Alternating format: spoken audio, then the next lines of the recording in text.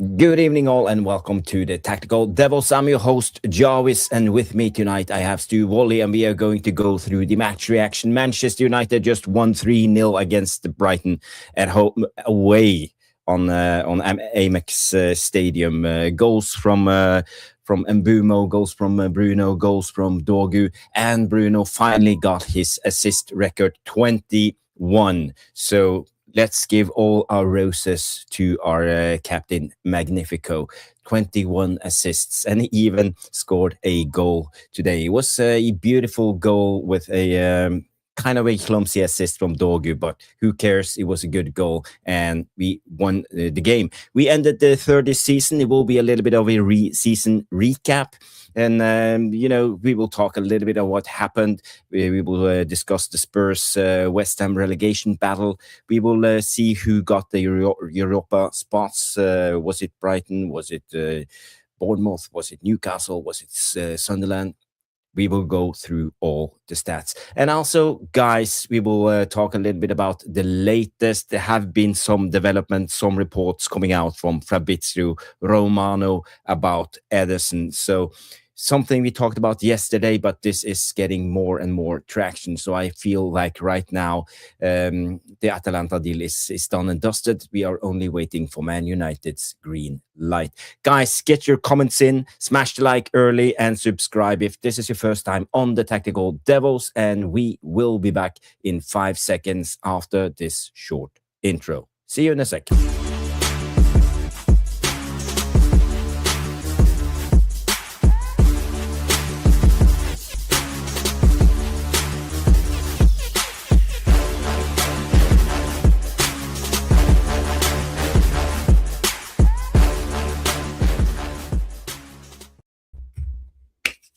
Boom, boom, boom, boom. Welcome to the Tactical Devils. It's Sunday night. It's 7:30 p.m. and Man United won the game, the last game of the season. Game week 38, we won it 3-0 convincingly against Brighton and Hove Albion. It was a good game. I think Man United controlled the game. We had everything in our hands. Brighton didn't even huff and puff. They had a poor performance today, and it looked like most of the players had gone on holiday. So that's how I saw the game. I see people have turned in already. We have Irish Pit Terrier in the house. We have Tom Porter. We have Jarle Malmin in the house. Who else? Yeah, guys, get your comments in and say hello. So hello, Stu. How are you doing, my friend? And you look kind of warm. Is the weather nice? It's really, really hot in the UK. It's going to be hotter tomorrow. I think we're going to break records tomorrow. It was hot yesterday. It's hot today. The mighty Tipton Town finally got our semi-final over the road, and we won 6-2. So we're in the final now, but we don't know who against. It's either going to be Pershore or a team called Inkbarrow. But we won't be playing the final, believe it or not, till July or August. So go figure on that one. So I might have retired then, my old mate. I might just have retired before the final. So who knows? But absolutely brilliant. There's loads going on where we are. We've got an historic railway just over the back of where we are, and the kids have been loving it. The steam engines were going up and down the tracks all day, which is great. So no, it's been really good. I think you're right about Brighton. I don't think they turned up. No, they didn't. I thought my mate Belaber did his best for the 38 minutes he was on, something like that, 35. Thought he was okay, very industrious. Can you excuse me just for 1 minute? I have someone shouting at me in the background. No, you carry on. We have a super chat coming in for Grace, so if you can handle that. Thank you so much, Grace. I will be back in 1 minute. Yes, you carry on. Yeah, so I thought my mate Belaber got around the pitch. Didn't really affect the game, obviously. I think the game was dead and buried by that point. I must have honestly, y'all, it's warm. Cold shower tonight, fella. Cold shower. Gracie Sheridan has come in with a £2 super chat. Grace, absolutely amazing as always. So happy for Bruno, our second best Portuguese player. Yeah, I mean, look, the assist record was broken. We didn't concede a goal. Lammers didn't have a lot to do anyway. I thought Brighton were quite toothless considering, they could have potentially made Champions League. So, yeah, I agree. Yala, I thought Mount had a really good game. I'll dig out the... he did, Tyrone. Yes, he did. He looked like somebody who was coming on. He didn't, but he did okay in his cameo. I thought he did okay. So nothing major from Belabor, but I think he did okay. And Yala comes in. He says, "I like Mount's performance. He was incredible. He's very good today, Mason Mount. Very good." We have a new member. Wow. So I think what you should do, my old mate, is get the glasses on, give Grace and Gems number 7, a new member, a bit of music. Okay, let's play a bit of music. So on tonight's win, I think we can play the Carrick, song. We can play Carrick, new member and for Grace.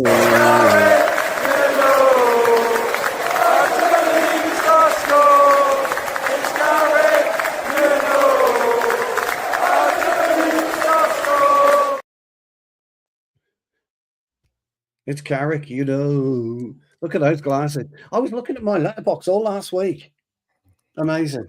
Nothing. Okay. Well, nothing. It was empty.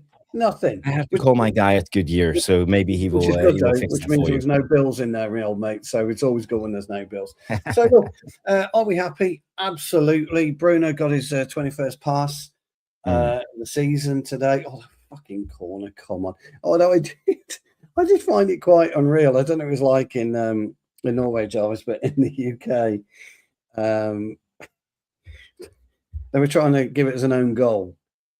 They were saying the goalkeeper tried the old Stu volley just to squeeze his he didn't do it properly into the post. Yeah. He could have got his head on it and jammed it up on the bar, shouldn't he? And then gone like that. It'd have been well cool if he'd done that, but he couldn't pull it off. Only a select few can pull stuff like that off. So no, but I thought that was a little bit, at the end of the day, he tried to make a save. What more could he do? So great header by Dorgu, by the way. I thought he took it well. The second goal was phenomenal. And Bumo's goal, I thought, was great. Nice to see him get 2 consecutive goals. And Bruno, which I suppose now you can call him the assist king, finishing off as well, which was. I think we can finally say he's the assist king of the Premier League. He cemented himself in the history books. He's on top by himself. 21 assists so far. I don't know, guys. How do you feel about Bruno's assist record? Is he one for the books? Is he cementing himself as one of the best attacking midfielders we ever had at this club? I don't want to be historyless because we have had so many greats at our club. But again, now Bruno, in a relatively poor team, has produced a lot of fantastic numbers. You don't have to be in the Bruno fan club to acknowledge his achievements. And, being player of the season, the Premier League player of the season, and getting the most assists, I think it's quite a astonishing achievement from. It is an achievement. It is an achievement. But the greatest of all time debate will always be a debate, Jarvis, because you can't have the greatest of all time. You can have generational talent. You can't have the greatest of all time, and it's a debate that people say is the GOAT. Talking about Pep Guardiola, he's the GOAT. Valentino Rossi in motorcycle terms is the GOAT. Lionel Messi, Ronaldo, one of those two is the GOAT. No, in generational terms, yes, i.e. the period that they play, yes. But of all time, no. It's immeasurable. It just is.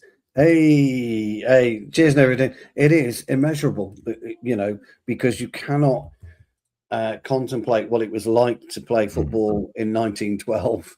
1888, 1950, 1960, 1970, but we can different times, different games in a way, what it's like today. So, look, I'm not a fan of assists, but I'm going to hold my hands up and say many congratulations, Bruno. I'm glad he got it done. I will say he didn't go looking for it though. He didn't go looking for it today.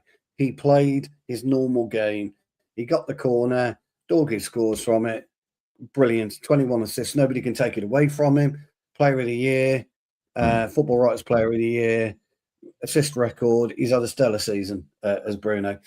And when the bulk of this season, Jarvis, half and half. Amarin, first half of the season.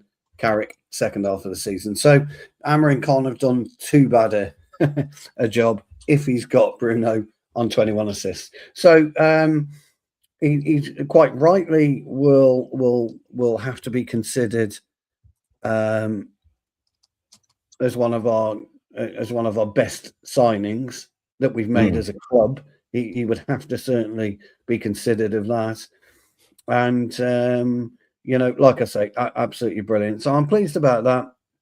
I was very very pleased, I have to say, with our aptitude and our attitude today. Our attitude was spot on. It was first class. But I agree when it comes to the attitude, but also I think we have quality footballers at the moment. Kobe Mainu, for me, how he takes charge of the game. I always talk about the tempo, the rhythm of the game, and Kobe Mainu is that type of player.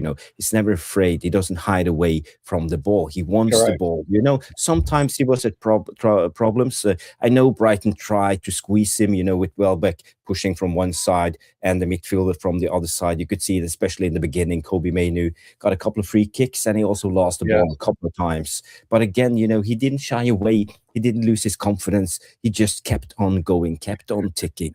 Everything, and you could see us like trying play out from the back. We go from the goalkeeper to the full back, into Mainu, back to the centre back, over to the Mainu again, over to the other full back, into Bruno. So again, control the game. Yeah, I think you're right. We control the game.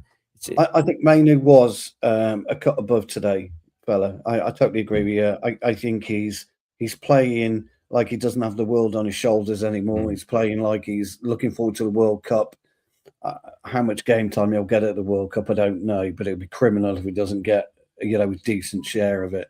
7 points behind City. Yeah, no, it was absolutely turned out to be, where you consider where we were. I don't think we have been so close to City ever. We feel like 7 points. That's nothing. No, not for a while. No, not for a while. I think. I think that's great. I think we finished 6 points out of Villa. I think whatever was it, 8 points out of Liverpool, something along those lines.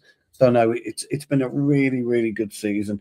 So I think moving forward now, you want so far? Yeah, the second half of the season. I think.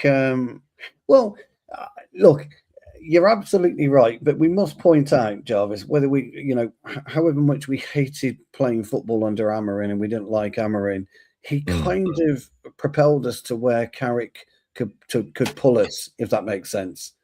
He propelled us to a position and Carrick pulled us even further. So you've got to give, a little bit of flowers to Amarin. I know we don't like it, but you have to. He was, I think when Carrick took over, we were sixth. Is that correct? And we've been flirting between fourth and sixth. Sixth or fifth, yeah. Yeah, something along those lines. And Carrick had the wherewithal to push us and pull us. So that's we're 11, were we, Tom? I haven't seen the final league yet. And that for me is excellent. And this is exactly right. We've now got to kick on, Jarvis. We've got to move on. 100%. We need to We've got to kick on. It's a lovely comment, that. Brilliant. Congratulations. Season's done. When you're back, we need to kick on. We want to be champions next season. Why not? We finished third, Jarvis, 6 behind City or 7 behind City, and Guardiola's gone. He's out. He's out the door on a loss, by the way. On a loss. Fergie went out on 5-5, and the greatest of all time. Fuck off. Actually, I saw something late last night, and I was going to message you, and I didn't want to do it because it's not what we're about. But Guardiola's got a checkered past when it comes to his managerial and playing career, a very, very checkered past. And, look, congratulations to Guardiola, congratulations to Arsenal, but let's make sure it's congratulations to Manchester United next season, because there was something there. There was a spark today. Me and you were a little bit wary. I thought we'd lose the game. You thought we'd draw the game. and we ended up winning more than comfortable, and scored many, many more points than you, me, and Mark considered we would do this season. So hey, look, what a great season on that thing. But it's Manchester United, Jarvis. It's not enough. It is not enough. We have to be pushing for that title. I don't think City are going to be in it. I don't think Arsenal were brilliant this season, and I think if we can get at Arsenal, we'll have a chance next year. We just got to fucking forget this season now, push on, and when we come back, gotta have the bit between his teeth. Bruno, go and get 22 assists then next season, fella. Yeah. And Buemo, hopefully, we want 14 goals out of you. Let's not get ahead of ourselves. We still haven't had time to what's the name? To be honest, you're absolutely right, Offren. But do you know what I am? My mindset has always been this, pal. Season's done now. It's done. Doors shut, locked, keys gone. We're third. We must, Carrick. I read something. Was it his Rooney interview? But Stu, sorry, Sanchi. So remind me. Sorry, I have to stop you. But I've got flaws. Remind me. Yes. Sorry, guys. No, I don't want Sanchi to let him wait for more than 5 minutes. I think that's disrespectful for his huge donation to the 400 rupees. Thank you so much, Sanchit. You are a legend of the channel. Always coming in with the donations and good comments. Coming in and say, what a roller coaster of a season. When this season started, I did not think we would finish third. And this third finish is some ways can be very misleading. It's going to be a tough next season, hoping for the best. Glory, Man United. You put out some positives and some concerns, and I get what you're saying, Sanchit. And I don't know what you guys think about this. Are we in for a tough season next season, or is this just a building block on our way to the title charge and eventually us winning the league again, 2028, according to Umar Barada? And get your comments in. How do you think? And Stu, what's your thoughts on this? You talked about the future, and you had the thought you were going to say something. Yeah, my thought was I listened to, and I think it was a Rooney interview, or it could have been his pre-match. I'm not quite sure, but he made a point in there that I don't necessarily need a holiday. I don't want a holiday. I'm back at Carrington. Fergie was back at Carrington. Every time we won the league and every time we lost the league, he was back there an hour early. Lost the Champions League. Gary Neville tells the story. It's against Barcelona 3-1. Gary Neville goes and gets his boots because he left them there for England. And Fergie's light was on at 6:30 in the morning at the training ground. He was already planning, and that's what winners do. So I was quite encouraged by that. I hear what people are saying. The Premier was saying, let's not get ahead of ourselves. You've got to believe. You've got to believe in everything you do in life, and you've got to believe that we can. Let me put it this way. Okay, let me put it this way. Where do you expect us to kick on from third? Well, I don't expect us to kick on. I see next season as a season where we have to establish ourselves. We gotta establish ourselves in the top 4, top 5, qualifying for next year's Champions League. I think that's the aim. I don't see us being ready to be title charges right now, unless we have a huge window signing like 7, 8, 9 players of high quality, and even then it's not a given because it takes time to get the team going, the players adjusted to the climate, to the country, to the food, to the players, and the Premier League, because I don't think we will buy 7 or 8 Premier League proven players again, because we know we have been linked to all of these players from both the Bundesliga, Serie A. Maybe we will see someone coming in from France or Spain or all of this. So it will take a little bit of time. So I think it's better to be a little bit cautious right now. Don't get ahead of ourselves. Keep ourselves grounded and just hope that we can establish ourselves in the top 3, 4, 5 in the Premier League and qualify for next year's Champions League. Because next season, I expect us to go on a Champions League run. Quarterfinals should be within reach. We should go on a cup run in the FA Cup or the League Cup or both. So we will have a lot of games, and maybe 20, 25 more extra games, compared to this season.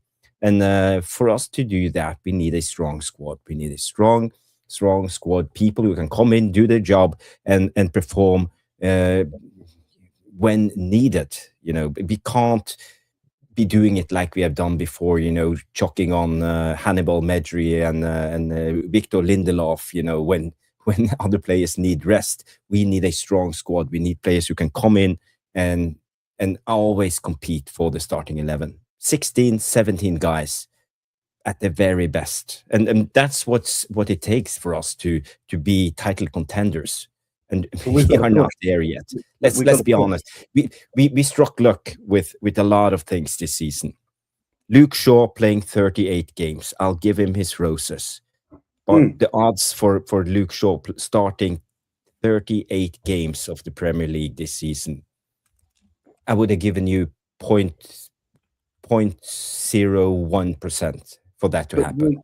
But we have to push on as a team now. Top fours, top four consolidation.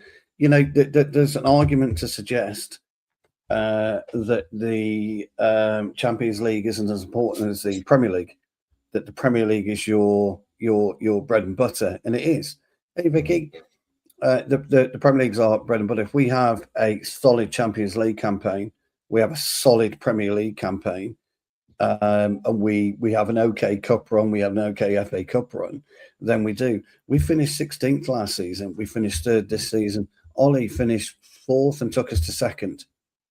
Was it 4th or something like that? And in his interim period, took us to 2nd and 3rd in the next 2 seasons, didn't he? He did. Yeah, we've got to look at that. So if I'm Carrick, I am back at Carrington first thing in the morning, and I'm looking at where I need to strengthen, who we can bring up from the youth. Shea, Lacey, I thought nice cameo today. Tyler Fletcher, nice cameo today. Nothing special, nothing spectacular. Lacey lost the ball. I think both of them did well. Yeah, both did well. So he's got that side of the coin to look at as well. But I'm looking at these guys now, and I'm looking at guys that need to kick on and want to kick on. And Buemo scored, I don't know, say he get what was it, 10 league goals this season. We want 15 from him next season. And Buemo the same, Bruno the same. Whoever comes in, we want goals. We want assists. We want, I still can't believe I'm talking about assists. We want everything. We want this guy to push on because he cannot. That's the thing. It's not about not me wanting the team to push on. It's about having a realistic approach to what's going to come next, because this always happened to us. We always think that we are going to rule the world, and it ends with a big crash, and it ends with people getting negative. They're getting on the player's neck, getting on the manager's neck, and suddenly we have to reset, sack the manager, and start all over again. I want us to be more down to earth this time, and believe that next season will be a middle step because we can't just progress every season. It's almost impossible unless you chuck in. Carrick has to $500 million. Yeah, Carrick has to progress. This is what I was saying about getting the right person in at the helm at Manchester United, getting the right signings.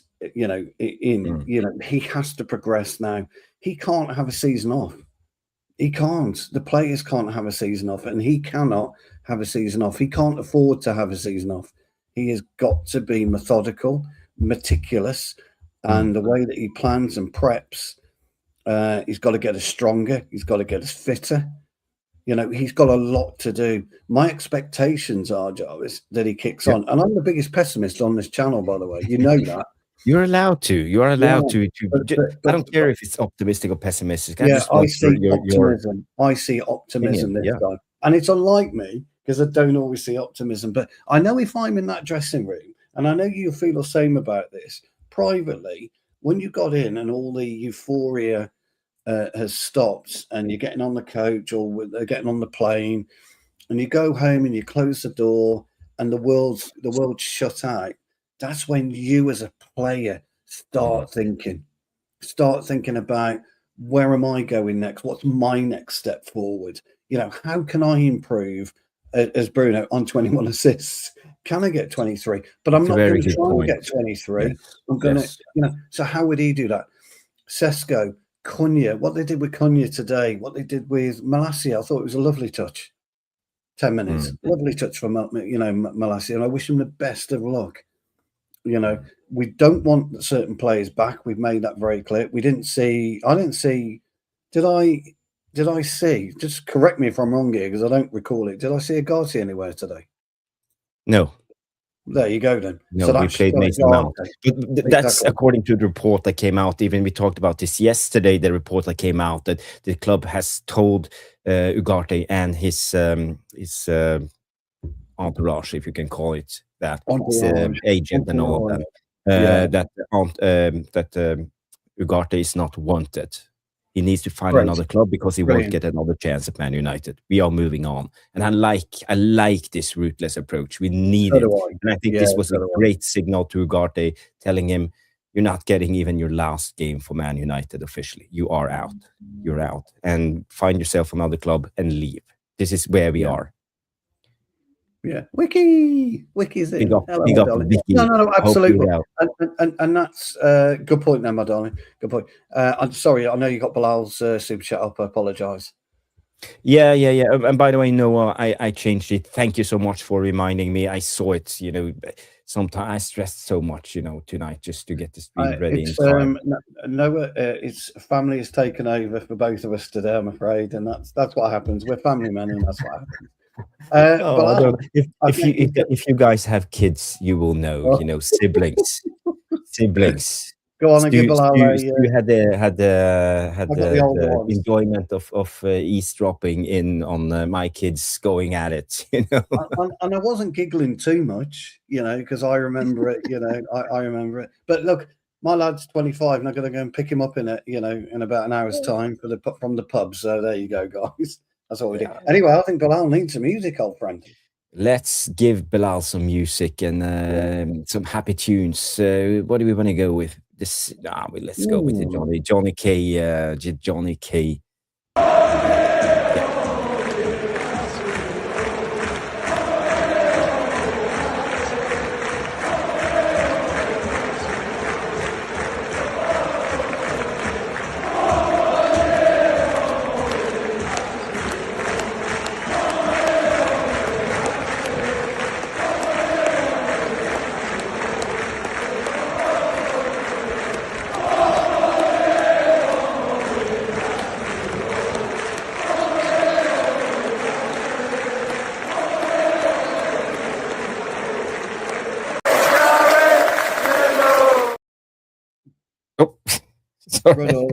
Red Army.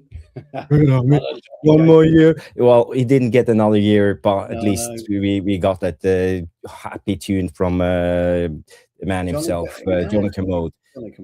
Bilal says 0-3, get in. We ended the season on a high. Absolutely, we did. Brilliant super chat there from our good old friend Bilal. So, yes. Thank you for that. Absolutely brilliant. And Johnny K and everybody else. So great day for us. But that's one I'm hoping we will see. We will see that determination early doors next season, Jarvis. That's what I'm hoping for. Yeah, it's difficult, isn't it? But Stu, I want to bring up this because I think this is a good talking point, and I want to I mentioned it about the possibility of Luke Shaw playing how many games? Yeah, 38 games, starting 38 games. So again, Luke Shaw this season, let me bring it up for you guys to see. Luke Shaw this season has become the 5th outfield player in Manchester United's history to start every game in a Premier League season. Only been done by Steve Bruce, Dennis Irwin, Gary Pallister, and Harry, the big slabhead Maguire himself in 2019-2020. All of those legends. What do you expect? You're in great company with Stevie Bruce. Stevie Bruce made my Premier League all-time 11, didn't he? Dennis Irwin made my Premier League all-time 11. Gary Pallister, special mention. Big Slabby should be at the World Cup. Absolute disgrace. But did John Stones play today, by the way? Anybody? Did he? Fuck. No, he didn't. Newcastle lost, didn't they? Dan Burn, the great Dan Burn. Shocking. Johnny K, that's John Kermode. He's been on as a guest several times. Good friend of ours. Yeah. In fact, he won the raffle over in Florida today, and he sent us a picture, and he won a flag, a Manchester United flag, which he's very, very happy with. He was beaming with his picture. Have you got that picture? I got that picture. Let us bring that up. If it's okay for you, Johnny, I hope Johnny, if you're in the chat, I hope it's okay. Look at that. He's very happy. Look at that. What a fantastic nice flag. Win. It's beautiful. The Emirates FA Cup final, 21st of May 2016 against Crystal Palace. Yeah. The game where Jesse Lingard scored the winner. Yeah, well, it was a Pardew dance. Do you know something? It's Alan Pardew's dance, that stupid fucking dance when Punchin scored, right? Yeah. Everybody forgets the result, because the meme is the Pardew dance. What a fucking knobhead! And that spawned a series of smaller memes. Jarvis, don't celebrate too early against Manchester United. So 100%. Every time people were celebrating, we would go on and hammer them. So sorry. Yes. Sorry. I just want to talk about these legends. Stevie Bruce, you picked Stevie Bruce on your all-time Premier League Man United 11. And again, I think he's one of the legends. Dennis Irwin goes without saying, left-footed, right-footed. He could score goals, always reliable, never missed a penalty as far as I know. Fantastic fullback. I don't think he did. I don't think he did. No. And you have the good old Gary Pallister. Can you imagine our defense? Stevie Bruce, Dennis Irwin, Gary Pallister, and Paul Parker. Paul Parker at the time. Yeah, and then Gary Neville after that. So but that was, now we're talking about 1990 to 95. Yes, correct. Roughly. Yeah. Correct. And also Harry Maguire. Yeah. Bye, Sebastian. I'm glad you tuned in, guys. How many likes are we on, by the way? I've not looked. Do us a favor and smash the like. We are going to go on for at least another 30 more minutes. So let's go into the game and talk a little bit about the game. Johnny Kermode comes in and says, unfortunately, Dennis Irwin did miss a couple of penalties, but overall a brilliant penalty taker. Yeah, 100% he was. 44 likes according to Ante Simba. We are in the house, 91 people watching at the moment. So guys, a lot of you haven't smashed the like, so please do us a favor, just smash the like. It's so important for the algorithms and for the channel. Every like means about 10 new viewers. So again, it's how it works and pushes it out and shows people, on their timeline when they scroll through YouTube. So again, please do us a favor, help out the channel and smash the like. Dorgu and Ahmad were brilliant today. So let's talk a little bit about the players. I was going to make a poll who was the man of the match, and I have 3 contenders. That's Bruno, Dorgu, and Mainu. But I need a third one. So back up! Should we back up? What about right winger Maguire? What about him? He penetrated like an absolute digging mole into the 18-yard box and clipped a perler of a crossing. Unfortunately, I think he was going to chip the keeper.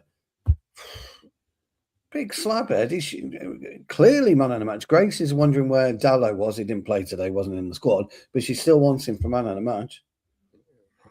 Okay, so do you want me to No. nominate Harry Maguire then? No, because we have one more option. Guys, let me know.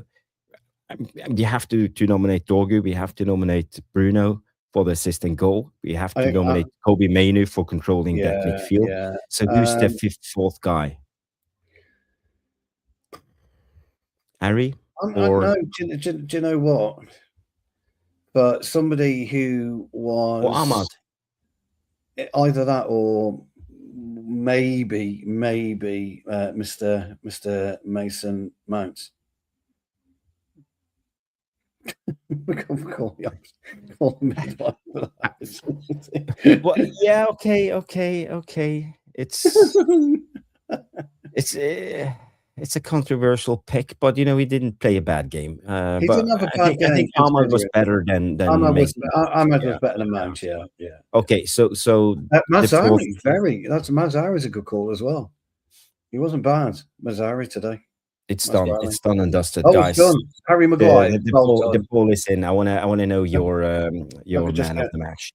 And we can talk a little bit about the games too. So first of all, let's talk a little bit about the momentum of the game. This is how the game went on. You are familiar with the momentum chart that we have been showing so many times. So Man United in red, Brighton in blue. So in the beginning of the game, it was Brighton had a little bit of the momentum, I would say, up until the first 10 minutes. Then we gradually took over the game, and we scored the first goal in the 33rd minutes. But after the goal, I think we never looked back, and I think we played better and better. And if you see the momentum up until the halftime, we were up 2-0. It was fully deservedly. And the way we started that second half, we usually start the second half poor, the first 10 minutes, but this time it was a different tune. And we went in there, we had a lot of big chances. Dorgu was one against the goalkeeper. Ahmad had a good shot that was saved by the goalkeeper. And we could actually have scored both 4 and 5 goals before even Brighton had a chance. So again, the game was over, and we controlled the game, and it ended 3-0. So that was the momentum of the game. And the stats of the game, if you look at this, the possession-wise is 51 to Brighton, 49 to Man United, XG of 182 for us, and 0.81 for Brighton. And we had 11 shots, and they had 13 shots, but we had more shots on goal than them. Yeah, I don't recall them really troubling us. Yeah, and if you look at the events, Dorgu scored the first goal, assist from Bruno Fernandes on a goal on the corner kick. Brian Mbeumo on that fantastic play, started by Mason Mount, by the way. Amad Diallo and Brian Mbeumo put it in the open net, and then the 3-0 goal.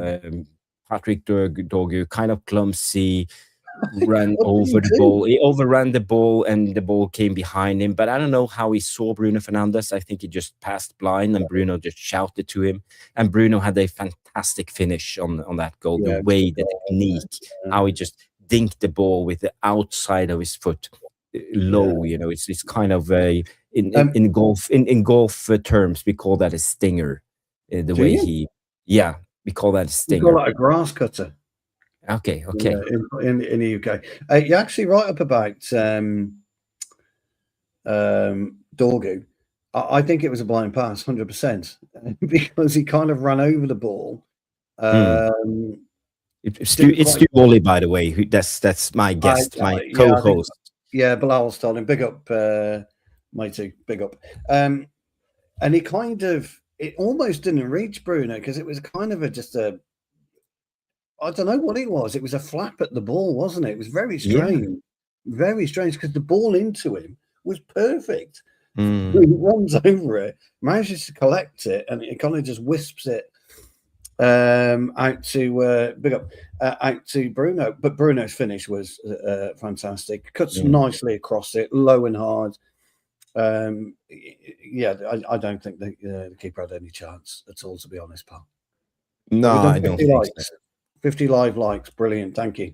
Thank you, guys. Thank you. And there's still 80-90 people of you watching. So if you haven't, please do us a favor and smash the like. Sorry for me just yapping on about the likes, but it's so important. It's how YouTube works, unfortunately.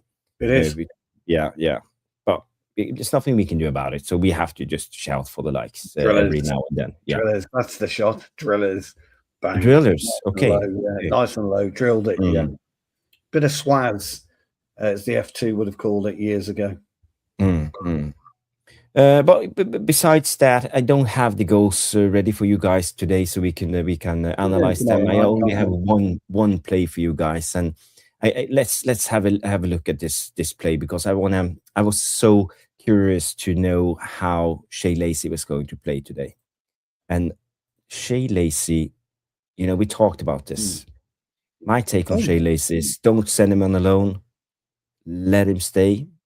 Let him compete, because I think he's good enough. I believe he's good enough. I think he's strong enough. I think he has physicality, and I think he has the mindset. He's never afraid.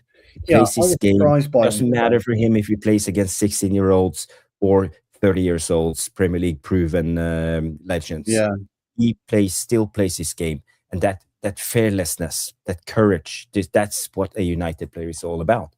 So again, let me just play you this clip, Stu, and you can come in and have your say.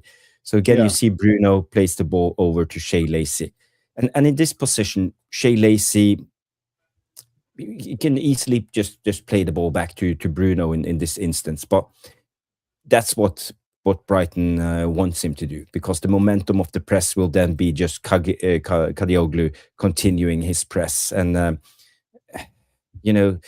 I think it's a good decision by Shea Lacey just to keep hold of the ball in this position. I don't know if you agree, Stu, or yeah, I would have held on to it if I was in Lacey's position. I would have held it and not turned away. I'd have turned inside and tried to dealt with it on a 2-yard, 3-yard ball on a runner, on an opposing runner. I think you're right about Kadioglu. He's got him as a defender, by the way. He's got him perfectly there. He's the right side of him, i.e. the right side of him, not the right side of him. The right side of him is weird, that.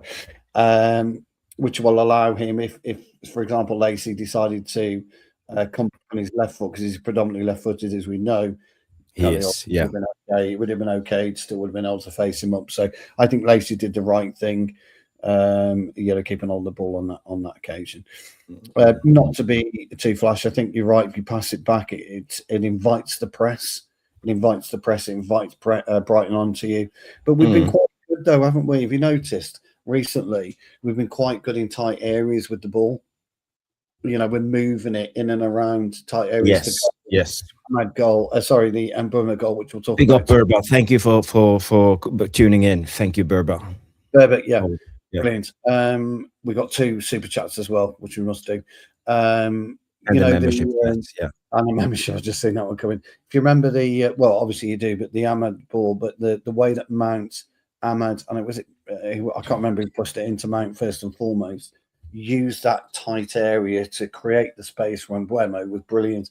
And I think Lacey, what you're saying about Lacey and courage, he's got the ability to take the ball, hold on to the ball, and use the ball, either deliver probably a 20, 30-yard pass or a 2-yard pass. But he's got the street smarts and the football smarts to be able to do that. Something that we saw 18 months ago, 2 years ago with Mainu at the time. Then he lost his way, and now you're seeing it again. He'll take the ball in a tight area. It's like he's got this kind of invisible 5-yard fucking force field around Mainu. Unbelievable sometimes the way he gets hold of the ball, wriggles between 6-7's back in the chat, my gems. 6 or 7. And I think you're right. Courage is a big thing. Fergie used to talk about it all the time. Courage is a massive, massive thing in football. And I think I was really impressed with Tyler Fletcher and his courage on the ball. And I was really impressed with Shea Lacey and his cameo. I thought he got taught a lesson by Minter late on in the second half, edge of the area. Thought he got taught a lesson. It was a foul by Minter. But, you're going to learn. You're going to make mistakes like that, and you're going to learn. The thing with Shea Lacey, Jarvis, I don't think he'll allow himself in that situation again. I think he would have learned. It's a learning curve. He's raw, he's still young, but I think also I'm willing to give him more minutes and time. I just want to look at this clips too before we do the rest of the debate on Shea Lacey. What happens here, the pass came from Bruno, and if you could see it here, Bruno actually crowds his space. Yeah. He doesn't trust Shea Lacey, and this is what you get. He's new into the team. Bruno doesn't fully understand what type of player Shea Lacey is. So in a way, Bruno goes into Shea Lacey's way and drags. I think it's at this time it's Baleba. Is it Baleba No, or I believe it's in orange. He's got orangey boots on Baleba. yeah? It's a winger. The winger. Minte. Minte, yeah. So he drags Minte on to Shea Lacey, and for me, that's a poor decision from Bruno. But again, Shea Lacey solves it so beautifully. Even Bruno crowds his space. He even dribbles Bruno in this instance. Look at this. Yeah. So again, the determination. He doesn't hesitate. He trusts himself and his own abilities. So again, we need to look at this one more time and see it in full speed how he does it. For me, that's not many wingers can do this. But I'd like to also, when you're looking at Shea Lacey, look at some brilliant fullback play. Just look at him, brilliant by Kadioglu. The way that he stopped, turned around. It's good. It's actually really good play by. I don't know who's lying on the fucking deck there. Come on, get up. I reckon. I think it's Luke Masraoui or Luke Shaw, one of them. Yeah. Oh, it's Masraoui, wasn't it? Yeah. Didn't Lacey get taken out here? Yes. He did. Well, yes, no. Well, he just dinks the ball past him. Yeah. And well, he got taken out. It's Lewis Dunk, isn't it? Yeah. I remember that phase of play now. Yeah. But here's the thing. You talk about really good fullback play. I just want you to see where Kadioglu was there. He was there to pick up the pieces, and that's what a good fullback was. Great wing play, great fullback play. In fact, it's a good piece of football all around, to be honest. Yeah. I know we're talking about Shea Lacey, but I think it's worth pointing out. I know what you're saying, and Kadioglu is one of those players I would actually love for us to sign. I think he's brilliant. But I think it's a little bit too late. We should have signed him when we had the chance after the Euros. The brilliant Euros for Turkey. Well, Brighton always picks up these gems. That's just what they do. Let's get these super chats in because yes. Let's go into the super chats, guys. Let's put two in. Well, first of all, Jarvis, let's give him the big one. Well, we have other super chats, so wait. Let's do the other ones before we play the tune. Yeah. We'll do that. We'll get the glasses on.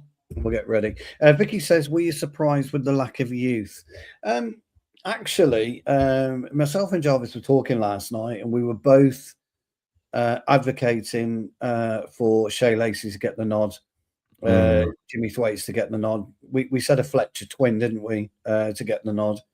But we also said we must respect the competition because Brighton had a chance of Europe. We don't want to go there and roll over. So I'd have liked a couple more on the bench, but I was happy to see Lacey and Fletcher get on, to be honest. Chuck.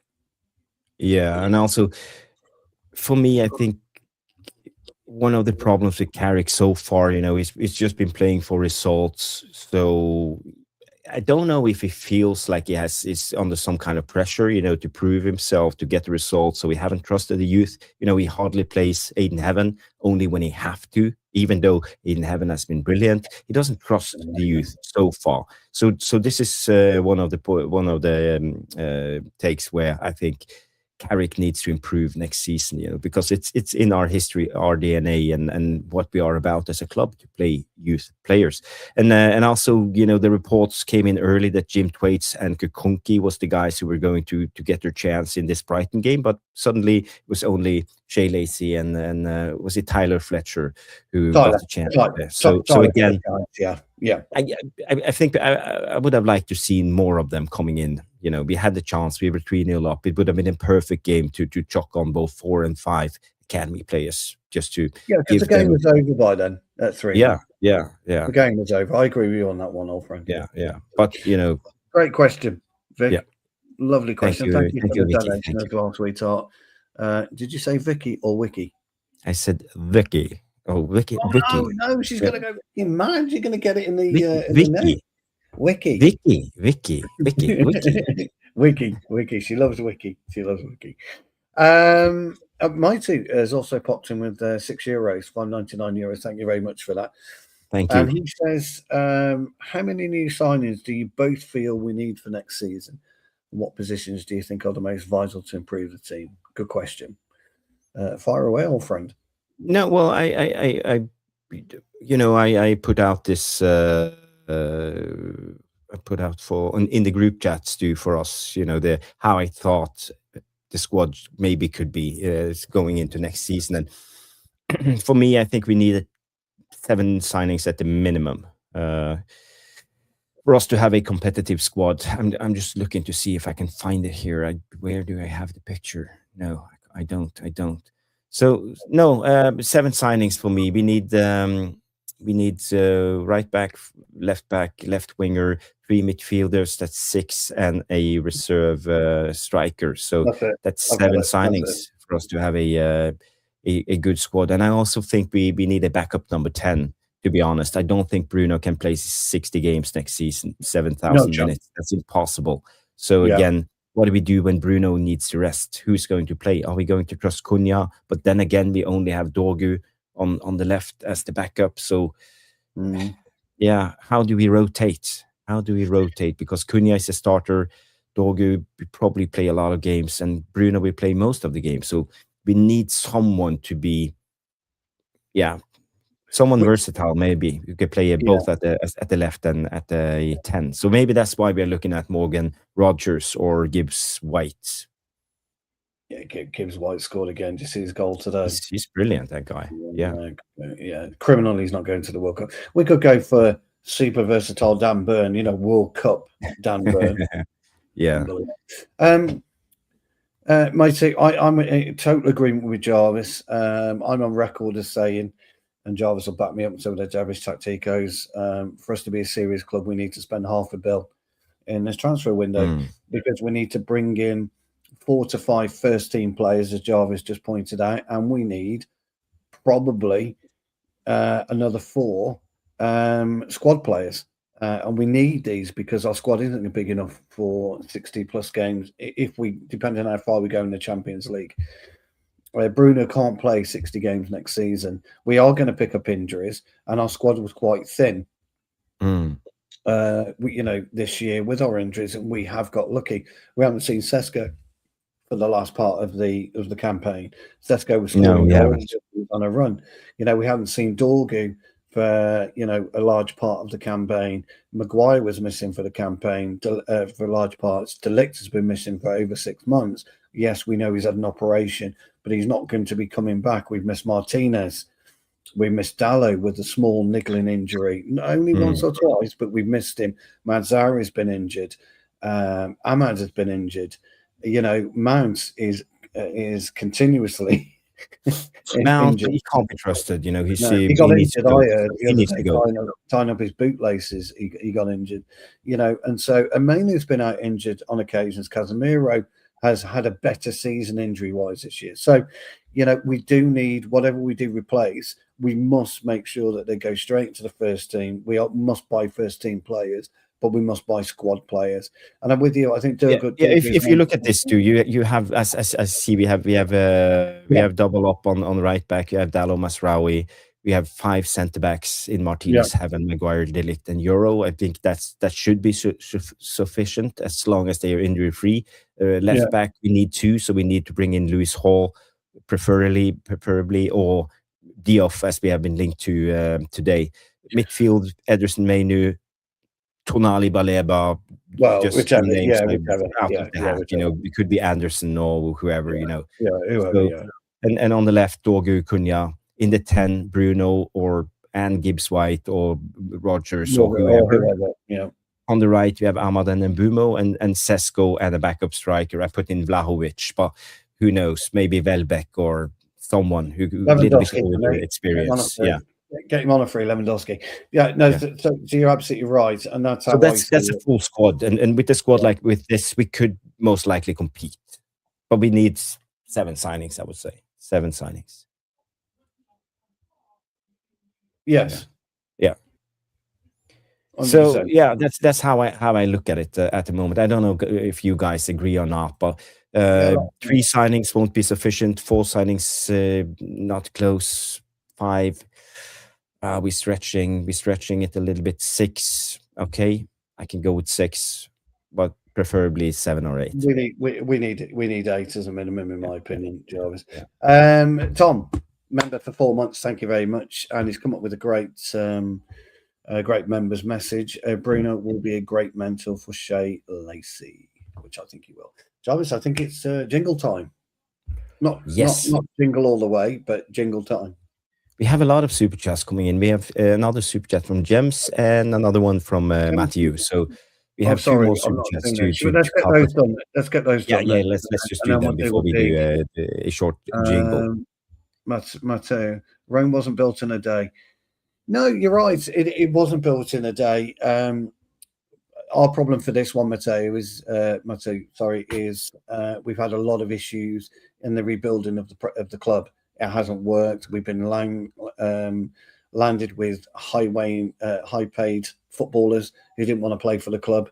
We're slowly but surely we're getting rid of those. Rashford, Casemiro, and Sancho is worth, and Rashford.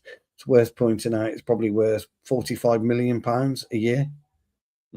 Or take in savings. You know, weren't they all on about? What were they on? I don't know what they were on, but it's got to be about 45 million, something like that. We're saving with just those players alone. Then the 100-odd grand we're saving with Højlund. We got that money in the account. You know, if we can remove Agate, if we can remove Anana, you know, we can remove these players. Malacia is at 75 grand a week. That's going. We're freeing up a lot of space and a lot of money. But we've got to build it wisely and we've got to use it wisely. And that's the key area for me. So we don't know. Me and Jarvis are speculating 350, 104, 105 million pounds worth of sales plus maybe 250, somewhere along that. So we think maybe 350. But well, the problem with this is not about net spend. It's about how much do we have to pay in wages? Because as you mentioned, Stu, let's say Casemiro leaves, that's 18.5 million saved a year in wages. Rashford, that's about 15 million saved. Malacia, that's not much, but it's 4 million saved a season. Other players going out. Let's say if we could get Sancho was 18. Sancho was 18. If you sell a player like Mason Mount, for example, he's on basically 200,000 times 52. That's 10 million saved on Mason Mount if you can get him out. So if you start to add up, let's say 18, 15, 4, 10 for how much will that be? That would be 40, 50 million. Was only about 40 grand just in saved wages. So again, you know, and if you can sign new players, get him on smaller contracts, let's say 5 million a year, 5 players. That's you know, so basically we will have more money to spend if we can bring in players that's reasonable. And the new wage structure is actually getting us there. No one is coming in on more than 200k a week. That's a positive. That's a positive. They've made that clear, haven't they? They've made that clear that's not going to happen. I mean, they may break the wage for some, you know, for a player, whoever that player may be. They may deem a wage over 200 grand a week for I don't know, an Elliot Anderson, just for argument's sake. He's not coming, by the way. But he should. He should be, but he isn't. Should, but he's not coming. He's not coming. No, he's an idiot. The reason why we have been linked to Michael Fernandes so strongly in the last couple of days. It'll be interesting to see what we do now. By the way, don't know if everyone noticed, but Bruno had a nice little conversation with Mr. Baleba. Maybe we are bringing Baleba in. No, I think he wanted his shirt. I think it was a conversation, but anyway, there was a conversation, and he went back to him. Stu, before we go to Gems, I just want to clarify something. We talked about this yesterday in the transfer show that who was it who have 15% sell-on clause? Michael Fernandes. Yes, but there's 2 parts of sell-on clause. We don't know the details of the sell-on clause, so it could be on the full sale or it could be on what's between the sum that West Ham paid for him. You know, was it 37 million? Shy 40 million euros or something. Yeah. So everything between 40 and the sum we pay for him, let's say we pay 65, so we have to pay 15% out of 25 million. So not the full sum. No. It's yeah. No, that's fine. But it could be either or. That's the thing. We don't know yet.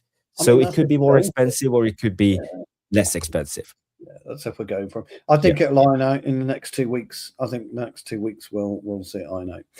James come in with £5. Thank you so much, my darling.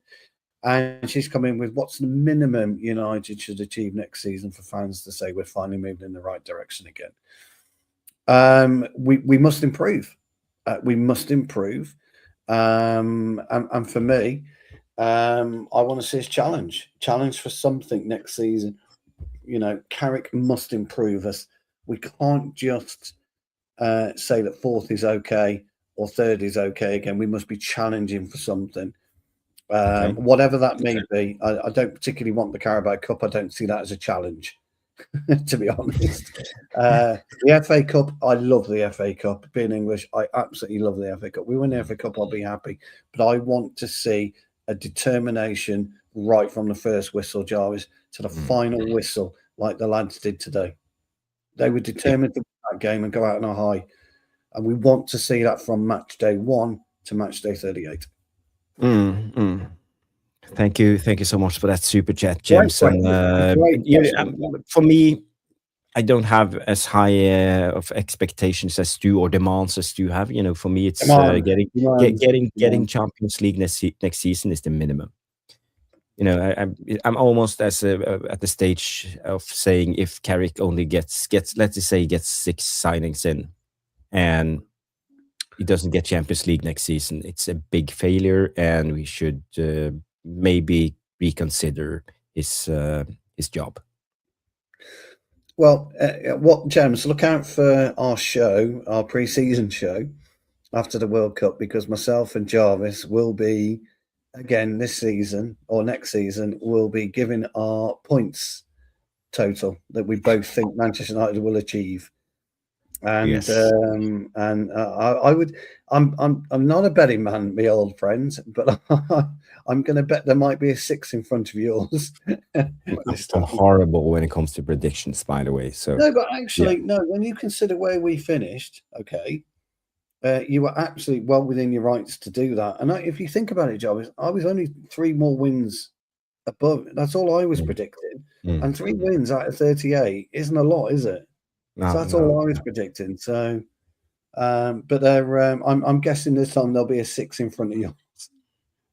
Guidonius comes in and say if he stays in the Champions League, we give him time, and that's where I am at the moment.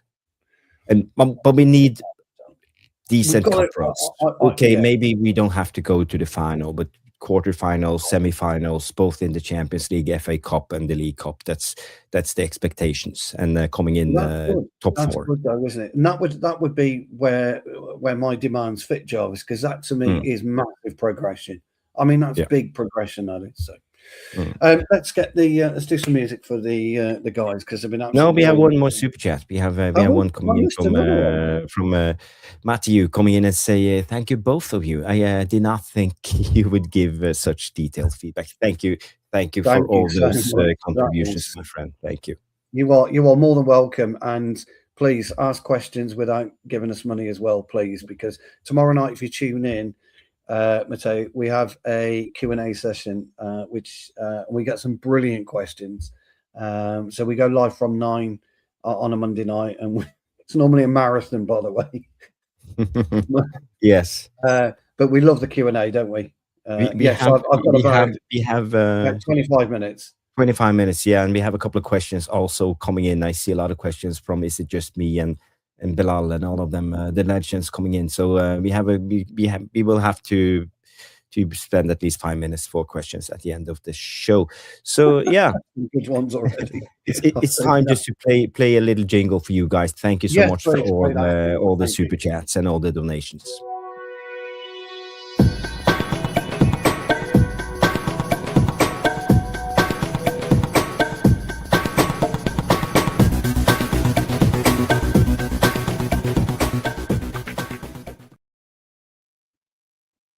Thank you, legends. Thank you.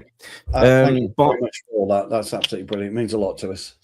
But all the rest of the legends also putting in all those Yeah. comments. I see Paul, I see Vissa, I see Jadin, all of you. I see Wiki coming in and all. Thank you so much, people, for getting involved. Tom Porter, PT90, and all of you guys. PT90 comes in and with a statement saying Baleba is not good enough. Stay clear. So, what's your take on Baleba today? He played that second half. Did he impress you, or what's Look, your thoughts? he was very industrious.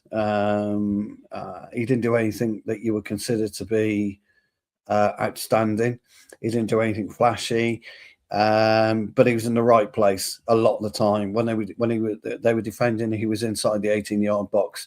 He's got a good engine on him.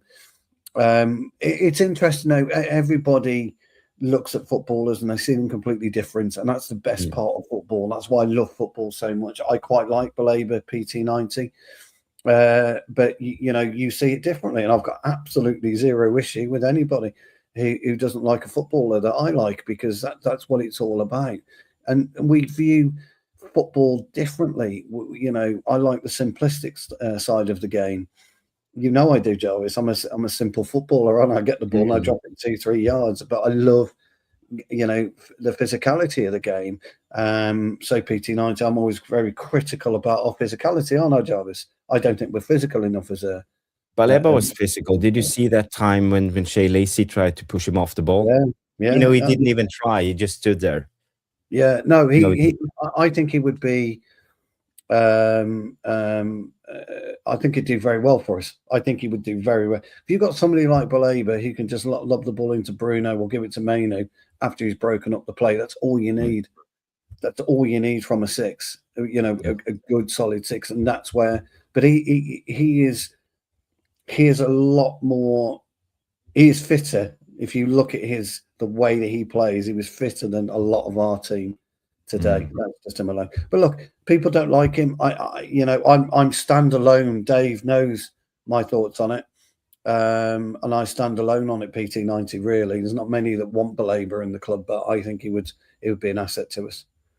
If I can have a say when it comes to Baleba on today's performance, not overall, I haven't seen all the Brighton games, but what I saw today, I don't like his indecisiveness on the ball.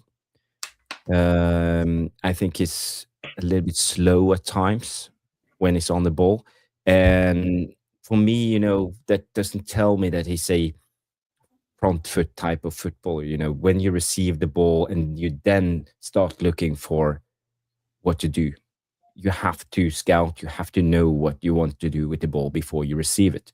And for me, I think Baleba today was very slow on the ball a lot of the times. And he needs to up his game, up the tempo of his game if he's ever going to be good enough for Man United. And he could do that. He's 22. He's the same. Lacey's a young lad. He'll make mistakes. Baleba will. He's one of those. Fernandes. He's clearly not in form. He's not in form. You can see it, and that's where you see the indecisiveness and the slowness. Maybe a change of scenery might be the world of good for him. He might come to us and be an absolute flop. But he had a couple of chances in the game when he received the ball because we lost the ball up top. Baleba received it, and he starts. What to do instead of just being the full all-on action type of player, like you see Elliot Anderson, for example. As soon as he receives the ball, he starts running it with it, or he they're playing in different teams. Puts in a one-touch pass. Yeah, but they're playing in different teams. Somebody like Baleba, I wouldn't necessarily need him as a progressor. We would just give that to win the ball, give it a code. Yeah, 100%. I agree with what you're saying, Mikey. That's why I'm saying I think he's out of form. Yes, that's right. I hope you guys agree with me on my assessment that today he was too slow on the ball, and I want him to up his game. He needs to up his game if he's going to be a Man United player for sure. Certainly better than what he was start of the season. He was fucking woeful. Start of the season, he was bad. He was really bad, but he had a brilliant. Last season, didn't he? I know season's over now, by the way, but the previous season he was excellent for Brighton for 38 games. So one of those. We'll see. We don't know. We don't know where we're going with the midfield. at the minute. We haven't a Scooby. Well, we have a gist now where we are going. For me now, I think we are going for Edison, Bruno, Mateus Fernandes, and a third option could be Tonali or Baleba or Tchouaméni or whoever becomes available when we get to go to negotiate with them. But I think the priority is to get 2 midfield signings in early, so they are ready to go into preseason and they get to know the team and get to know the environment and get to know Carrick and what Carrick expects and the club and all of this.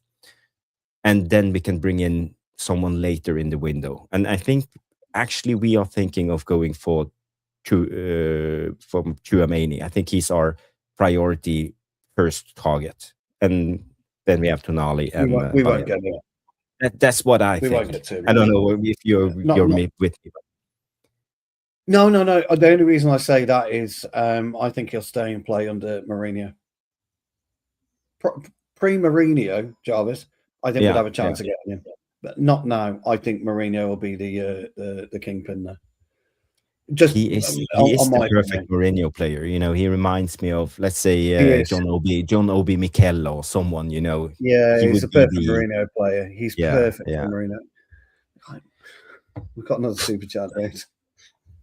The legends, Matty 2 comes in again with a £5.99 euro super chat saying, "Did either of you hear what Roy Keane said about Elliot Anderson from Nottingham Forest?" I'm so sorry I didn't, so I can't comment on that. Did he say something today after the game? Let me see if I can find a quote on X. I have to be honest, right after the game, I had to be a family man and dad. So, I must admit, I don't know. Elliot Anderson.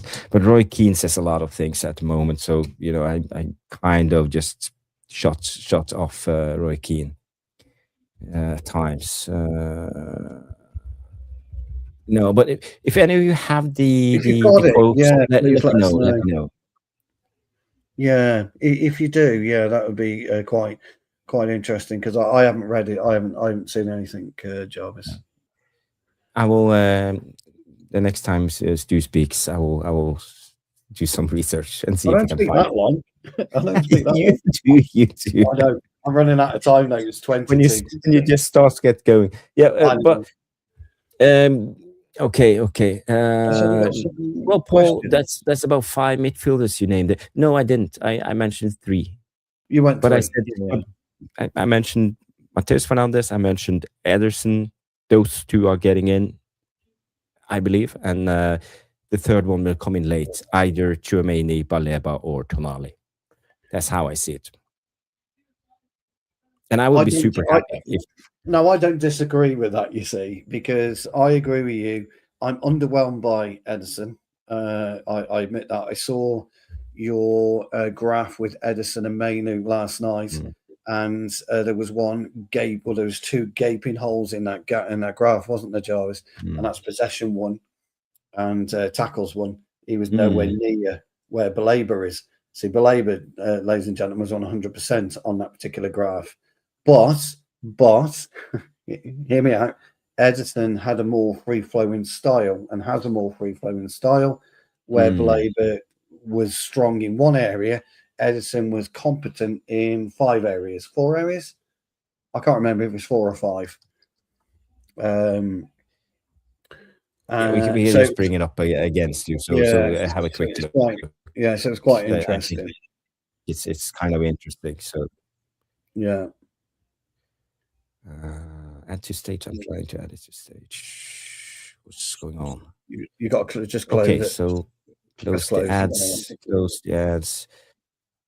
Yeah. So here you go. It's Edison. Well, he's an all-rounder. He's an all-rounder. Yeah, that's right. So if you put Mino in there, his weakest is duels and possession. His weakest, possession 1. Yeah. So if you go for Minu, look how he fits in. And then you would that's coding. So then again, you see forward passes. So why don't you add Mateus Fernandes and then because that could well be our 3, just with our with our. Yeah, and he would bring in more possession So one and duels, so he would be stronger in that that's area. quite So a now nice we are balance. more complete. Just add Baleba in there, please, if you don't mind. I'm not. This is just. I just want to show possession and duels. Sorry to be a Yeah, pain. okay. Baleba. This is Baleba. And you see Baleba in yellow here is more possession one and duels, but that's basically it's only, and a little bit of carrying. Bit of carrying, that's yeah. basically all his attributes. In fact, that's changed. He's a defensive monster. Yeah, that's changed since because he's played extra minutes, so it's slightly changed since our last time. But so if you were to buy all three of them as an example, Fernandes, Baleba, and Ederson, you're buying the complete midfield in terms of their the way that they operate and where they operate, and you could then choose for different games what type of midfield you want, can't you? But if you would take Baleba out, for example, and say put Tchouaméni in there, or Tonali, perhaps, who do you think we're more likely to get? Tchouaméni is another. He's a beast. There you go. So let me just he wins remove duels, but he doesn't win possession. So the only thing we don't have there out of all of those is a possession winner, whereas Baleba's quite good on the possession.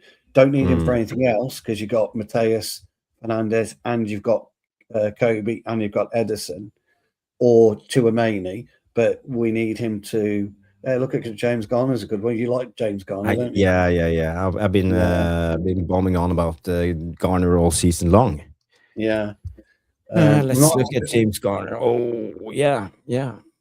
Again, it's just there you go. So there you go. So that's perfect for us. So if you put Kobe Mainoo in there, duels. Exactly. Wow. So if you put Kobe Mainoo in there, yeah. Okay, lovely. And Fernandes or Ederson, up to you.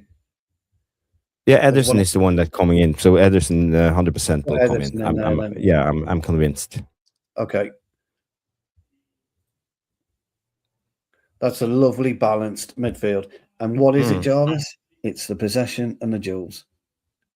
That's what balances the midfielder. And that's why Baleba, if you get him in for the possession, one, and duels, is great. Because we're not going to get Garner. We know that. So that's why I advocate Baleba. That's the only reason. But if you remove Garner, because the thing is, because possession one and duels is where we are struggling at the moment with this midfield, with Ederson and Kobe Mainoo. So again, I think we need a defensive monster, and that's why I said I believe we are going to sign a player like Tchouaméni or Baleba, like a Baleba. I agree. A defensive monster, because that's what we need in all of this. I agree. Yeah. Interesting debate, guys. Interesting debate. Sorry, I just wanted to do that. I mean, perhaps we'll do again a bit more with Mark tomorrow night. But I really, I liked it. I was watching. Also with regards to how you did the clubs. You did the club similar graph, didn't you? And I thought that was quite interesting. By the way, this is Sangare. Yeah. He's Tchouaméni, isn't he? Tchouaméni, isn't it? So pissed off that Liverpool are going to Sangare at the moment, and we're not. We are not linked to Sangare. How can we not be linked to Sangare, the best midfielder in France at the moment this year? I know, higher than Vitinha, which I still can't get my head around, but he is. Anyway, we have another super chat, old friends, and it's 1:45, so I better do those questions. Perhaps get the questions. Surely you are not both accusing the great Roy Keane of being grumpy. No, we wouldn't. No. Not the great Roy Keane. Not the great Roy Keane.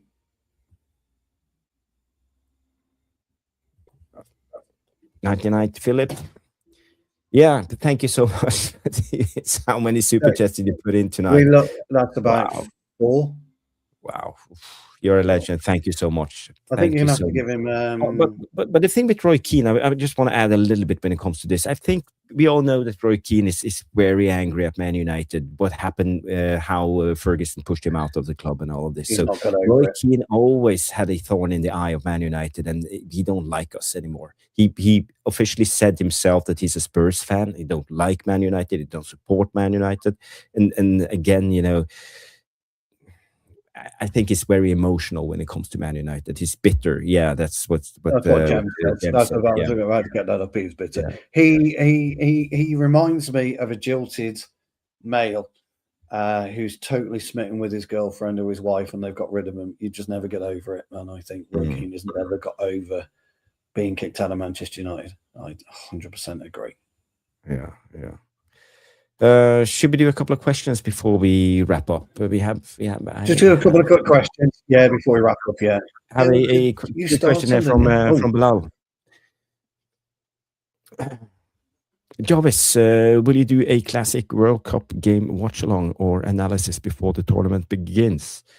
No, I haven't planned to do that, but maybe I will do a Norway watch along. We will be playing a friendly 1st of June against Sweden, and then 7th of June against Morocco, just to get going, to check if the watch along clock or we'll be doing it. We will be doing watch along well, and just to get the watch along vibe going. So yeah.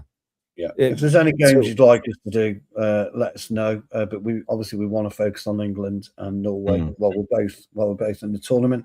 But there may be games that we look at, me and Jarvis, and think, wow, that'd be good. Another question: is it just me saying? Do you think Carrick will be sacked if United don't get top 2 next season? No, he won't be sacked. Is it just me? Unless it's absolutely desperate. And we're languishing in the relegation zone. I think he'll be given time. I think he'll be given those 2 years.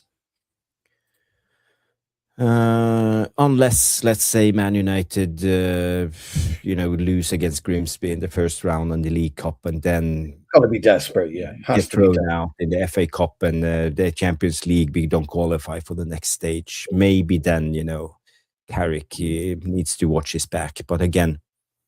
I think he will at least be 1 more year at the minimum. Yeah. King Carrick has come in to all you F1 fans. It's a wet race. I believe it or not, I'm on. He doesn't.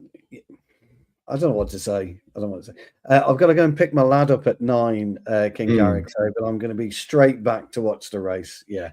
So I hope you enjoy it, pal. And who's the favorite? Who did who's starting in the pole position?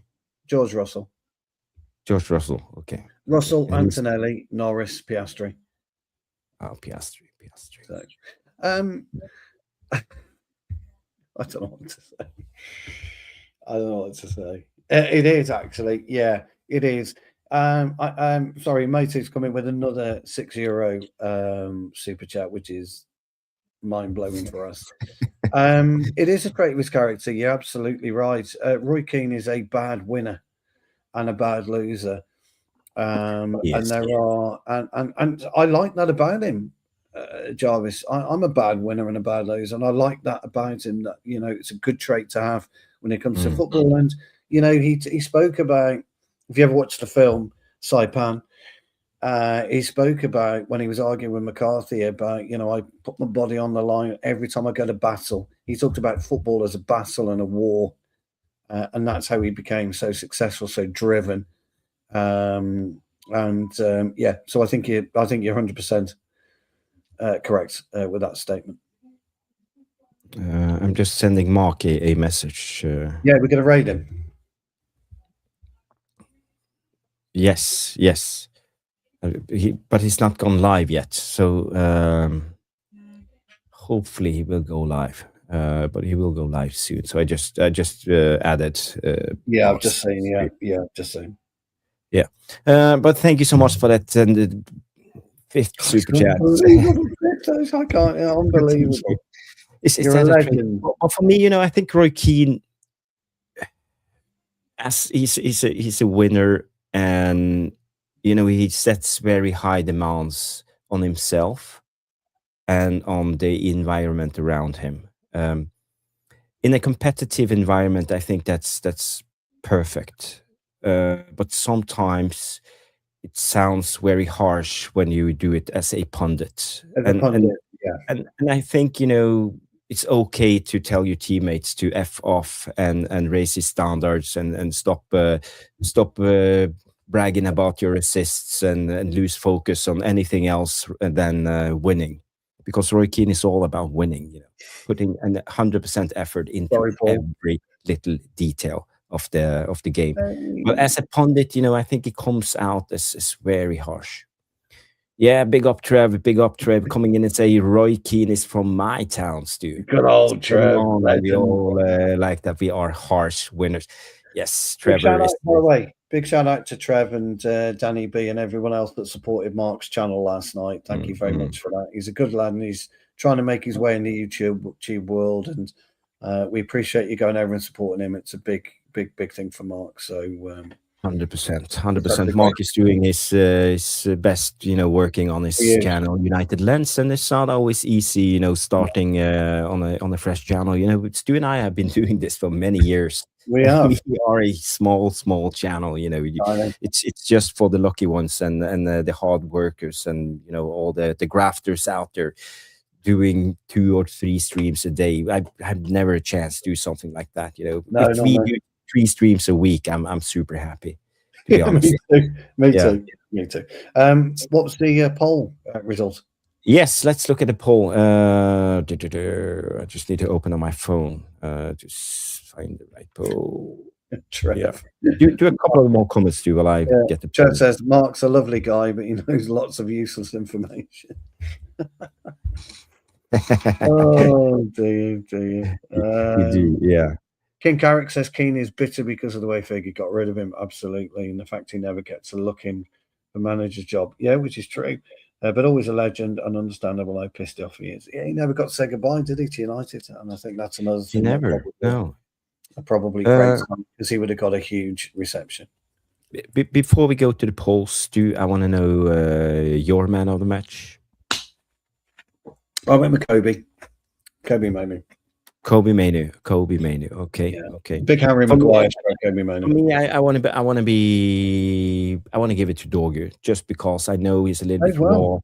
It's not his best game, but he plays good when it matters. The header, the assist, and also we had a 1-on-1. Maybe he should have scored, but I like what I see. He's playful. You could see his flick-ons and he's strong, and he's very forward-minded when it comes to playing football, and I like that. And it's very physical. It's raw. He brings something else into our squad. So again, I got no issue with Dorgu. Yeah. But you guys, you voted our captain, the Magnifico, the Portuguese guy, coming in 48% for Mr. Bruno Fernandes, 21 assists. So big up to Bruno Fernandes.